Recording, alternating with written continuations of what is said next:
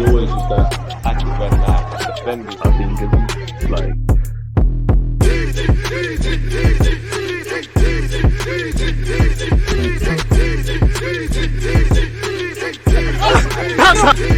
People deluded, I'm back again. Come on, Ian, man. Come on.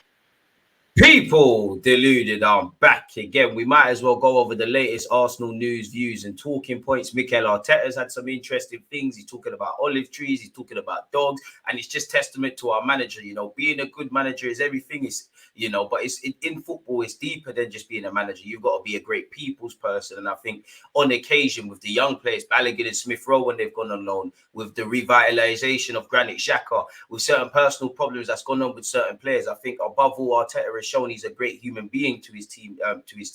The way obviously he takes the brunt of the bullets, he never really gets onto his players publicly. And as much as it's for being a manager, you've got to try new things. Obviously, we saw the all or nothing and the whole Anfield atmosphere and all of that. He probably knew a year from before what was going to happen. You have to try things really. You see light bulbs and all of these things, man. The manager's a madman, but he's our mad manager. I like him a lot, man. Mikel Arteta, he said, our dog represents our family. Now, I'm sure you've seen there's a chocolate Labrador who is a new resident at London Coley, and he's named Win. Specifically, our manager said, we always talk about family and being connected. A big family like we are at the club. I feel like we are a family. We need a dog to represent the family. I think there are still things at the club that can be done to connect with people, to be more caring with people, to show love. Again, think about it logically. In your Sunday league team, for some of you, you've probably been playing with the same players that you went to school with, you know them from the area. There's a deeper connection, and that can help you in football and fight for your teammates and things. Not to praise Spurs, but you remember when Pochettino was there, he successfully convinced Daniel Levy to install a barbecue area to make it more of a family. You got to remember, these people, whether you're the coaching staff, the manager, the players, they've all got kids, they've all got all these things, but they probably, like everybody in life, they spend a lot of time in the workplace. So this is their family, and not everyone's going to get on. Personalities are going to clash. You do not need to be the best of friends, etc., etc. But these things help. Which is true. I ain't got a dog, but a dog's a great part of a family. I carefully chose the dog, and in my opinion, it's the perfect rep of who we are right now. Her name is Win. We all love winning, and Win needs a lot of love. So the love for Win, that was basically the feeling. And I think it's a good positive unconscious reinforcement. The reaction from the players and staff has been incredible. She's one of us. She's going to be on this journey with us together. It's something that changes your mood like this. She gives you all the love, and suddenly you feel the energy of the place. It's just beautiful. And to me, these things are important. Win needs accountability from us because we have to look after her as well. Her emotions are what she needs. And again, if you remove the dog and talk about just the aspect of winning, that again reinforcing things. He did say, we talked about the olive tree. Another symbol at the club is our tree. It takes a lot of care. It's an olive tree. It's older than 150 years, similar to the club, which is going to be a lot longer than all of us listening than the players, By God's grace, everyone has a great life. Smash the like button. Let me know your thoughts. And we have to look after those roots every single day. Make sure they don't get poisoned, don't get damaged, and it's in the right condition. Now, if we look beyond the tree and we look at a football club or a football team, you can see why the manager, there's a method to the madness, really. He did speak about, unfortunately, our Premier League title challenge taking a bit of a bruise. And he said, first, I healed myself for 24 hours that I needed because it was painful. And then to live with the moment, live with the situation and try to change it straight away. And then to give them all the support and help that they need to be better, to learn from it and to face tomorrow as a challenge and an opportunity to put something right. You have two different routes when we're on this pathway. Do you go the frustration route or do you go a different one? And naturally, you're going to initially, when something bad happens in life, if we take the Brighton game, we all know what we stood to, held on to and lost, or the faint hopes of something. We all know the frustrations isolated into the game. We all know the disappointments. We all know that there's things we could have had better foresight and we need to learn from hindsight. But at some point in your situation in life, you need to accept it really and truly. At this moment, this is great for me because I'm incredibly frustrated. I'm having some internet issues. I'm actually using my phone to make this video. And we're going to, by the time you see this, a couple of hours after that, make sure you're here. I'll do a watch along for Nottingham Forest Arsenal. Makes me a bit nervous. I was frustrated, for a variety of reasons due to incompetence, none of my own. But I'm at that level of acceptance. And then when you get to acceptance, it's a thing where you sit here and cry like a little girl, pardon my language, people, a little boy, for the social justice warriors, or do you get on with things? That's where we have, the past brings regret, the future brings uncertainty. There's no time like the present. What can we do to set us up just a little for percentages for tomorrow, which is true. Or do you go a different route? And that's what we can still achieve. Our biggest number of wins in history of the league and the second or third highest points ever in history of the club. Today, we still have the opportunity to win the Premier League. You have to go for that. Forget about the other one that is taking you nowhere, only bad places. Gaffer, you know the Prem's gone, but I hear it. He's probably just gassing up the troops in it, because if he doesn't believe, or if the players are not idiots, everyone can see, but if the players get a whiff of the manager packing it in, then the roots could be poisoned. So we need to believe there's still a chance, just to give ourselves the best opportunity of putting in a good performance against a team fighting for their lives in Nottingham Forest, against a team that actually, when we've played them the last few times, give or take at home where we won, especially going to their ground, it's been filled with disappointment. You know, in the last couple of years, we've defo gone out at least twice, maybe 3 times to them in the FA Cup, for example. So fair enough, man. It's true. Sometimes it's just about going to bed for 12 hours and don't speak to anyone. Sometimes you need your wife, you need your kids around you, your dog, your family. I've been here for 3 years at the club, and I've never had as many text messages after a game. It was incredible. He then spoke about the text messages and things, and then he spoke about going to the next level. He said, crucially, to go to the next level, this is going to be a crucial summer for us. He's going to have to make, pardon me, difficult decisions, which with Xhaka leaving, probably one of them already. Edu's going to have to pull his finger out, and I'm not expecting you to do everything, but we need to be significantly better than we was for next season than we was now. We need some midfielders. We need a right back. We need a right centre back. If Tierney goes, we need a left back cover. We need probably a right winger to fight with Saka for that spot and give us another option when, as great as Saka is, he's not there. Personally, I would like a more physical striker. We've heard rumours we're not going for it. While I like the fact that the goals have been spread out this season, Martinelli, this is your first standout season, taking nothing away from the 15 league goals and the records you're breaking. The same for Odegaard. You know, Granit's not going to be here. I don't know how many goals Xhaka has scored off the top of my head. And for all Rice and Caicedo, I don't know who's going to replace them in that box-to-box role. And even with Declan Rice, I was speaking to someone, and while I think there's a lot of things Declan can help us with, he can obviously, you know, maybe Arteta wants to turn him into an all-action 8 at a different team to West Ham. You might see more of his technical ability and other qualities away from winning the ball back. Can obviously slot into the 6. But could he actually play that John Stones sort of role, you know, for us at times? So there's that, but there's going to be a hole, and we lose the experience factor. I love Gabriel Jesus. I do think he's got the capacity to score 20 league goals, but he hasn't. So I don't know if we're going to continue to score goals to the standard we have in the league and all over and spread them all out. So I personally think we need a physical number 9, but any decisions we make or don't make, it's going to make or break us next season. And there's a degree of expectation now to fight for the league again, to convincingly get Champions League football again, to bring home a cup, whether that's the FA Cup, the League Cup. You go as far as you can in the Champions League. Personally, I just don't want us to embarrass ourselves, get out of the group, get into the last 16. We take it from there, really. If you're in the competition, you have a chance. Whether you're able to win it is a completely different ball game. And it's true, man. It's going to be a crucial summer for us, that's for sure. First of all, to make sure that we maintain everything that we have at the club right now. Exactly, because the level we've been playing for, the foundations are solid, but they need to be stronger. And again, I think people have thought, as much as we're doing well, but because we're doing well, that we've skipped certain steps and we're at a certain level that we're not necessarily really. We need to control our emotions above everything, because this last tail of the season, apart from injuries and everything else, mentally we haven't been prepared in games, or we haven't reacted to setbacks, etc., etc. We need to change our aspects in relation to defending, and I'm sure there's another things we could do on the technical front to maintain the expectation, the enthusiasm, the energy that is around the place, and we have a proper preparation to fulfill the objectives and challenges that we'll face next season. We try to make the right decisions, tough decisions that are sometimes something that's dependent on you. Sometimes it's on the players that they want to seek or look for a new challenge. Is that indirectly to Granit Xhaka, maybe Smith Rowe, and maybe Kieran Tierney and Balogun? I don't know. It all depends. We'll sit down at the end, evaluate where we are, what we can do, how we're going to get better, which is the main aim, and to be in the best possible condition next year to compete. We have to be on top of everything every single day. That's what you can do. Keep your eyes open, your ears open, and at the end, have to go your way. You need your players to be healthy at crucial moments. You need everybody at their best mentally, physically, in terms of confidence, which I think our confidence is too volatile. We was, you know, prior to playing Chelsea and Newcastle, it was amazing. We took a little blip, you know, then we got it back. Now we're back again. You know, if 5 games makes you think you're the best team ever, or 5 negative results, you think you're the worst, then for me, it's too volatile. When everything's going right, I'm not saying you need to look for things that are going wrong, But we look at things that we can improve on. I've been talking about defensively. When everything's going wrong, as it kind of has been, you need to find reasons to stay optimistic. Life, you know, it goes like that. You need to keep a steady head.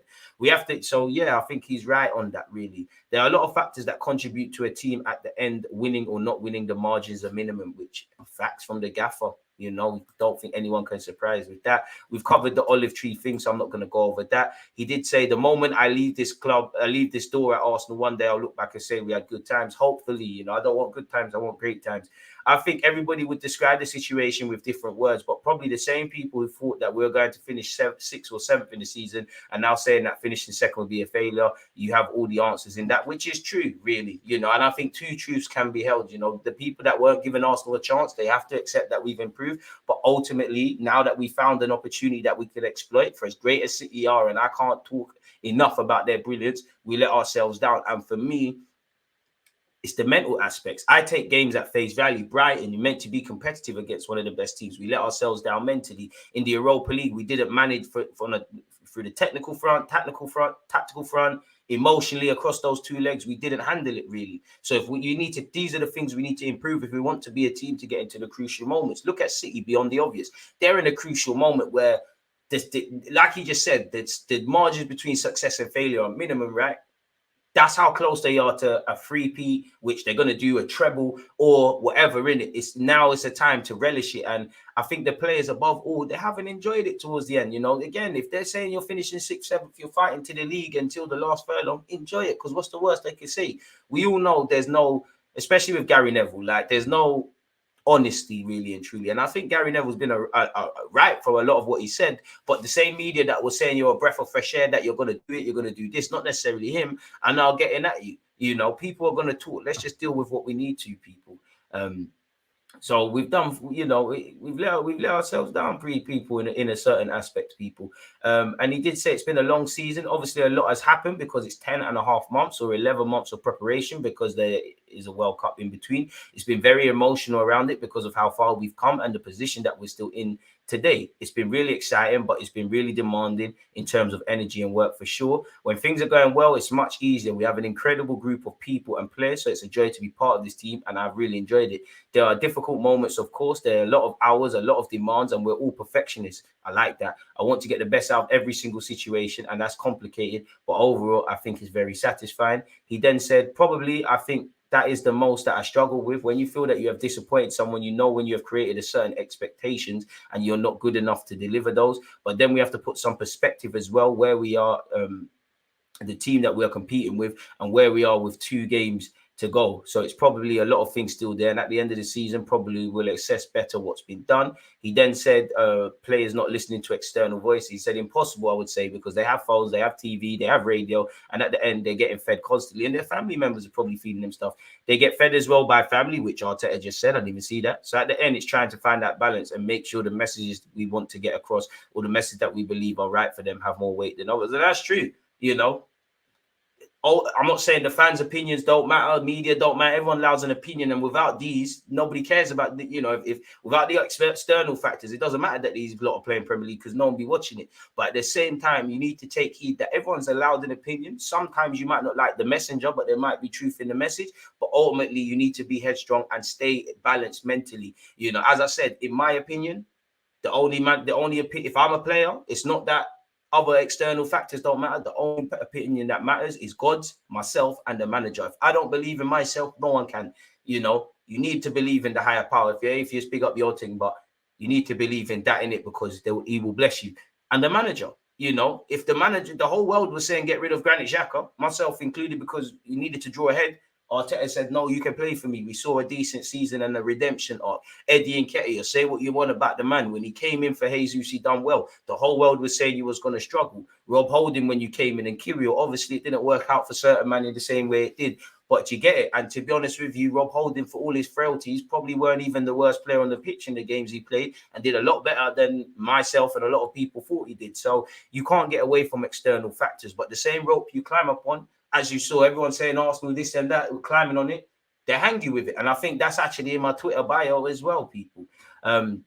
So it's facts, man. 100%. No, I think it's very difficult because you have too many sources of information around you. But staying away from these things, I was quite disciplined to that. I mean, it don't make sense with the gaffer because you're the best guy in the world and the worst when we lose and all these things.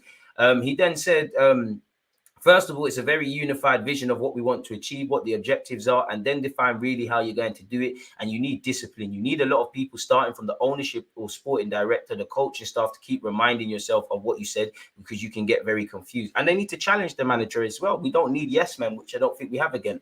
The competition is huge. The pressure is huge. And you want to take shortcomings in many moments that sometimes you can do. Sometimes you can really put what you're trying to do into a very difficult scenario. And we haven't done that.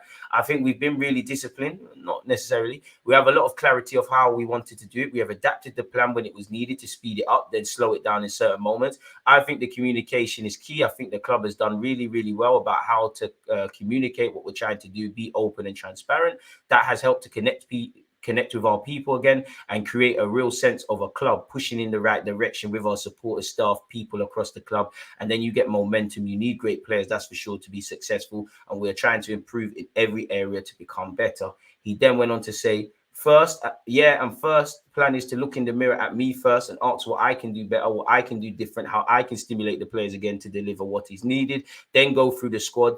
Are we getting the best out of each of them? We've got really good things. Is it the best that we can get out of them? In Europe, there isn't any other player like Saka, Martinelli. That doesn't mean it's the ceiling. I don't know where the ceiling is. Do they have things to improve? Yes. So we need to seek for that.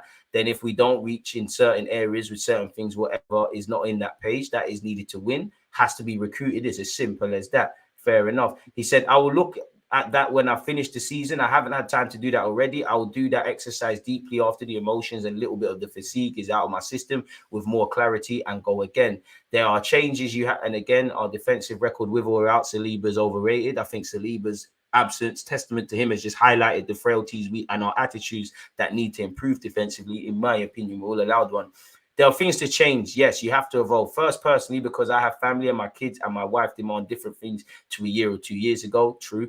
And then because I think this club, these players, these people needs a different evolution of a coach. I don't know if it's Mikel 4.3 or 5.7, but next season I have to improve, need to update. I need to really have a sense of what is needed and try to get there to give the best for them.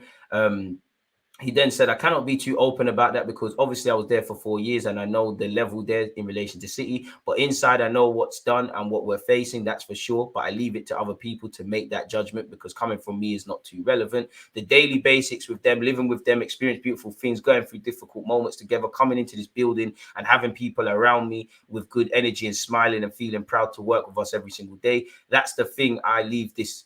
That's the thing. The moment I leave this door and I'll look back and come here, I will say we've had good times. You know, it was an enjoyment working here. It was enjoyment. It was challenging. It was inspiring, and it was worth all the sacrifices that we made in our lives to put everything that we can do to improve the club. That's, for me, what's it about, which is true. Big up the gaffer. He's also said a couple of other things as well, people.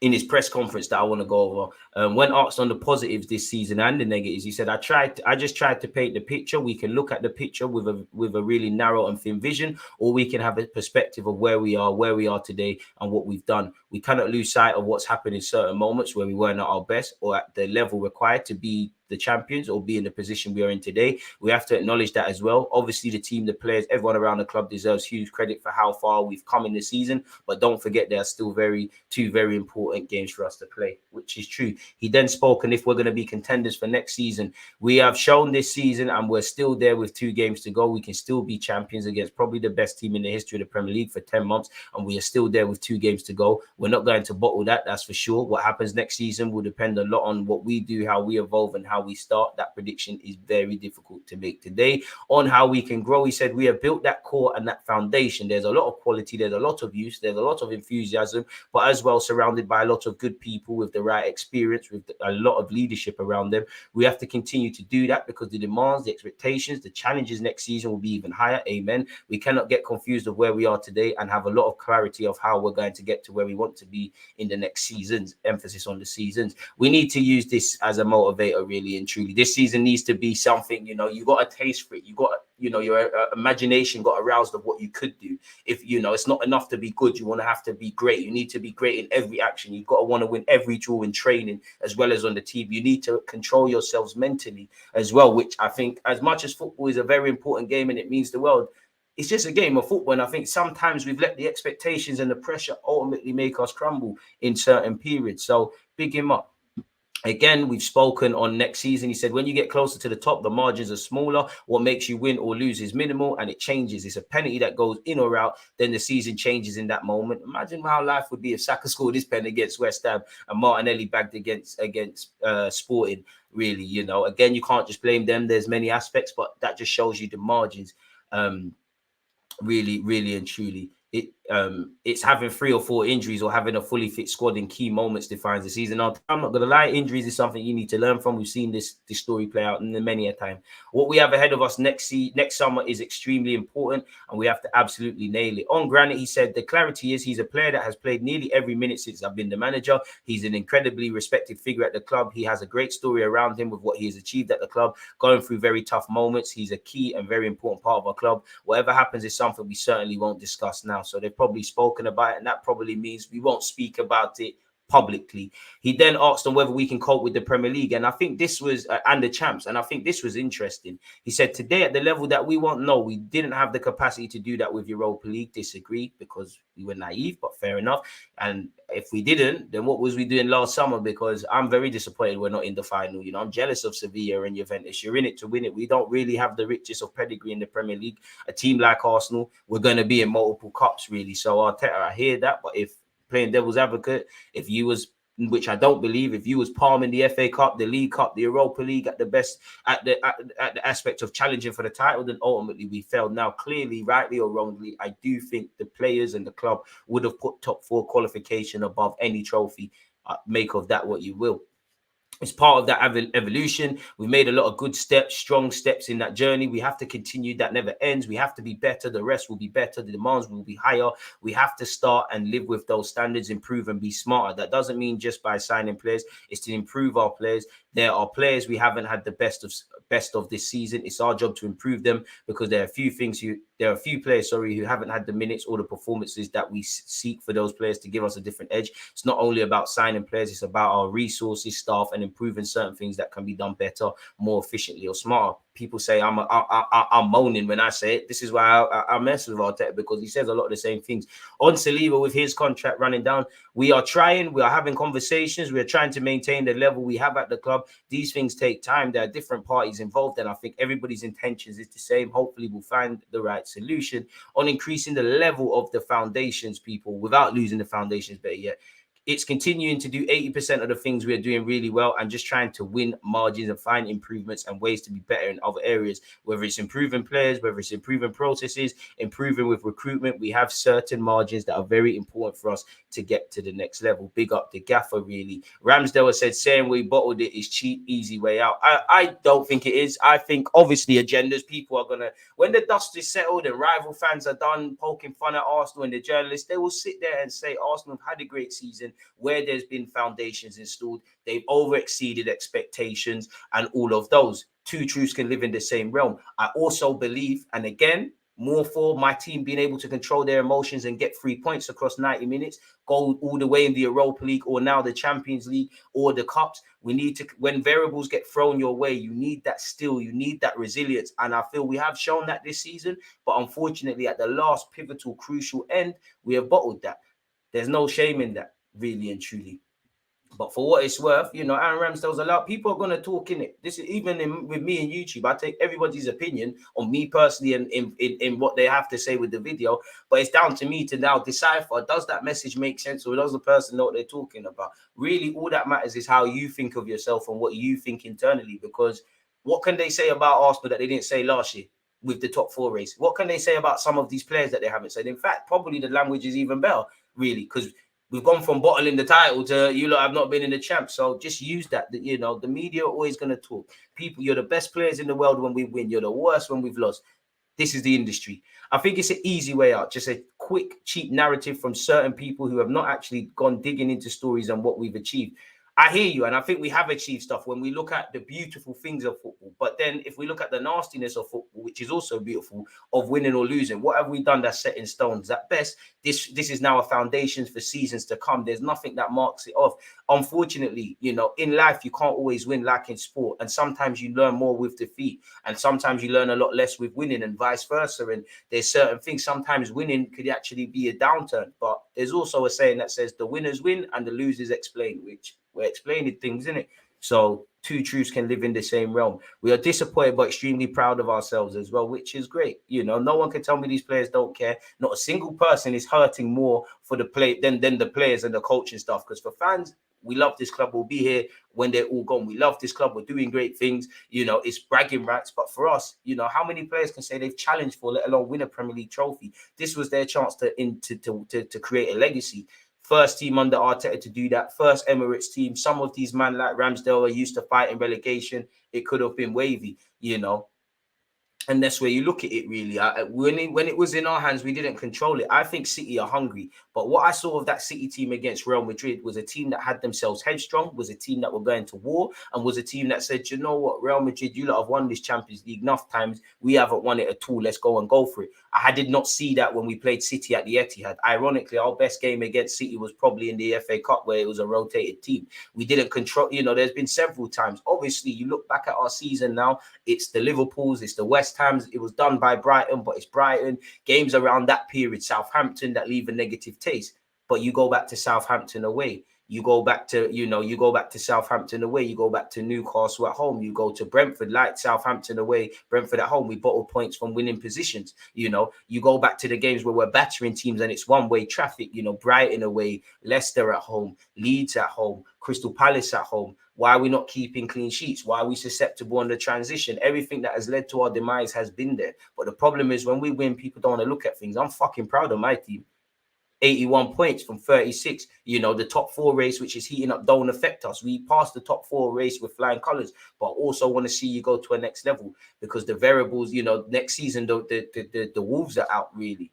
So I think Ramsdale's right. But I do think same way we won, people just be blowing smoke up our asses, pause. Where are we going with it? It's very hard to say that with a team who could potentially win 4 of the 5 5 of the past 6, my eyes are moving mad, titles, who are on 11 game win streak and I think 20 in all comps, who might actually win the treble. We have to be realistic as well. On Arteta, he said he'll restrain himself from saying those things in the dressing room straight after a game. He doesn't want to say the wrong thing, which I like the fact that he controls his emotions. He knows what we're trying to do. Sometimes we don't deliver it as best as we can, but he always puts a positive spin on it at the end of the meeting, which is true because there's no point in being negative. You have to go again. To make us walk out, remember the last little bit, remember what we do. We had a different style of meeting, just remembering how far we've come. He put on the board about how we can still have the most amount of wins by an Arsenal team in the Premier League ever. But again, that's great. But the dynamics have shifted. You know, a lot of points that get people Premier League titles, you might not even get top 4. The dynamic shifts. So you can take that, take where you're going with it and move. Off topic, Xhaka's been cleared of involvement in possible betting scam in Arsenal's win in December of 2021 against Leeds. Big up Granit. About how, again, it's very disappointing at the minute, but how progressive the season has been, how positive it can be. You know, it's true. It was my birthday on Sunday. I didn't want to play on my birthday again, fair enough. But that was probably perfect at the same time because I had my mom and dad down, my brother, my fiance. They went out for Asian food on Tuesday. Apparently, Ramsdale brought in cake for his teammates. In primary school, I didn't get that. It's your birthday, but you have to bring in sweets. Then I went into London on Sunday with his fiance, did a bit of shopping and wedding planning, big him up. Luckily, I did that because it could have been a long 2 days. Fair enough, man. Fair enough. Personally, no, but as a team, yes, this season has been incredible. The jump we had from last year, especially when we finished 5th, but I understood my ability and it was just about trying to unlock that and do it on a more consistent basis. You've got a long way to go. He said, I don't want to move around anymore. It's very hard as a footballer to try and stay in one place for a long time, to create a home where you can have a family. I want to be a mainstay at this football club and do special things. Pick him up, man. He said he loves the area, the people at the club, and ultimately he wants to be fighting for trophies. I still think I have levels to get to be looked at as a keeper, one of the best in the game, which is true. Nobody's the finished article, bar the obvious at this club. So, which is true. Apparently, a journalist has said our links to Lavia have gone under the radar. I don't know if this is anything to to read into. But allegedly, Declan Rice has been billed here as perhaps the transfer saga of the summer. But there's another midfielder who could attract much more interest, as much because he's half the price and a third of the wages. That is Southampton's Lavia. It's one to watch, which he's linked with a whole bunch of clubs. Apparently, people, Nuno Tavares is keen to join an English club if and when, I hope when, Arsenal decide to sell the 23, 24-year-old. He's had a mixed loan at Marseille. He's had some great periods. He's had some negative ones on the football field. And there's also been shenanigans, really, off the field, really. Now, you've seen come out today, literally, people, that Payet and Nuno Tavares have been sidelined by the manager for their attitude, people. This appears to be the second time with Nuno Tavares. And obviously, if they're not going to buy him because of that, there's issues. You go back, people, to April, you know, you heard there was attitude problems hindering his development at Marseille. So it's not the first time, and that can't be good. And we did hear he was kicked out of training for a lack of effort and then reintroduced. Going back to Declan Rice, apparently Arsenal have offered West Ham a choice of 6 players, not Smith Rowe. If it's not on loan, forget that. If Charlie wants to leave and he feels there's a pathway at West Ham, which I don't know if you immediately start in the Premier League, fair enough. They've been linked with Balogun. I think that would be good news for them. You know, if he does what he's doing in France, that's good for them. I think it's a bit of creative journalism. I think West Ham will be open to taking players, probably more Smith Rowe and Balogun, but I think they just want their money, their upfront fees, whether that's 80 all the way to 120 million that we've seen. People apparently were willing to offer 6 players. Again, maybe this is true, but this could just be a choice of a case of creative journalism, really and truly. They could also be offered Smith Rowe and Balogun, which doesn't make sense because surely, you know, Smith Rowe could get a decent fee even though he's been injured. Balogun's stock is high. It don't make sense, really. I mean, if they were open to taking the Pepes, the Nuno Tavares and Sambi Lokongas of this world, that's great. But you can't imagine West Ham are silly like that. When you look at Premier League minutes, Saka has played 3,000 odd, really. So clearly we need reinforcements, people. Apparently Zaha is close to signing a new deal at Crystal Palace. Rafinha, Xavi said he wants him to stay, but Barcelona open to offers. I don't really buy the Moussa Diaby to Arsenal. I think there's a want to bring him in. I think there's an admiration for his talents, but I don't know. We all know it's crazy. You know, Saka has made 78 consecutive Premier League appearances for the club. This is the industry. I would love to know how much Mo Salah, Harry Kane, Kevin De Bruyne, all of these key players have played for their club. This is the industry. If you're a bad boy footballer and a key part of your team, you will play. But we do need to be able to rotate and things. And in the last 2 years now, simply put, Saka's looks spent towards the end of the campaign, really. And we haven't, by that aspect, we haven't learned from last year, just like with midfield, really. So we'll have to see. At that point, you thought the Gunners would move on to other targets. Diaby, the Bayern Leverkusen winger, is a player they are known to have had admired for some time. And there was a feeling the North London club could make a move for the 23-year-old, but they never did. And obviously, Marquinhos went on loan. Clearly, he's hardly pulling up any trees at Norwich. He's not levels, respectfully. You know, he's been on the bench. He's not playing. Saka does need protection. You know, he gets kicked from pillar to post. Well, it is what it is, really. You know, you're going to be the guy, and we're happy that he hasn't picked up any serious injuries, which we hope continues. But you can see the minutes he's played all heap of games, really.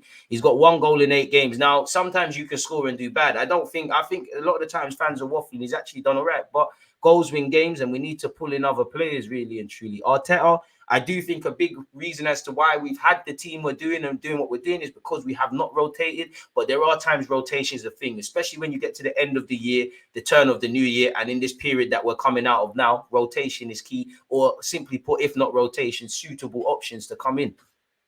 So I think it's facts. I mean, I don't think we're going to get Rafinha unless Barcelona force him out. You know, in terms of numbers, he's done all right.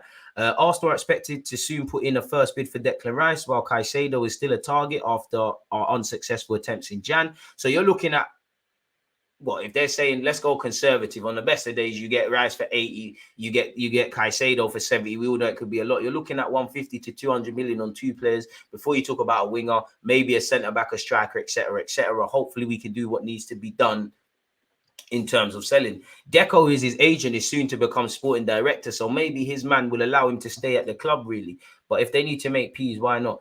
Diaby at Leverkusen is another player Arsenal like, says Charles Watson. The Gunners are currently in talks with the Bundesliga club over the sale of Xhaka. At present, it does not appear that Diaby's potential availability has anything to do with talks. Whether that changes remains to be seen. Obviously, Zaha's a player that's been linked with us. 1 minute he's going to sign a new deal, 1 minute he's not. We'll have to see where we're at with that, really and truly, people. if I'm completely honest. So yeah, apparently it's a crucial summer for us. Once again, Brighton are open to selling Caicedo this summer, allegedly. For how much, I don't know. We're looking at the young Xavi Simons of PSV. Ramsdale's officially signed a new deal. Cancelo to Arsenal links won't go away, people, which again, this is going to cost a lot of money, really. Leverkusen once again are in talks with Xhaka and are pushing to sign him. Bayern Munich, Paris Saint-Germain and Barcelona have all been linked with Odegaard in the last week, which shows we're doing all right.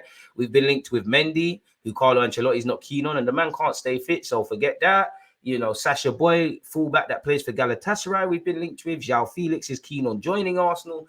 On ability and what you could give us a new dimension, I'm all for it, even though you have hardly been amazing for Chelsea, but who has really to give him that? But when I look at it, what does, apart from a great player who could score goals and things, and Arteta did want him in January, what does João Felix solve, really? Because you're just another great player, as dumb as it sounds. You're not a different profile up front, essentially, really.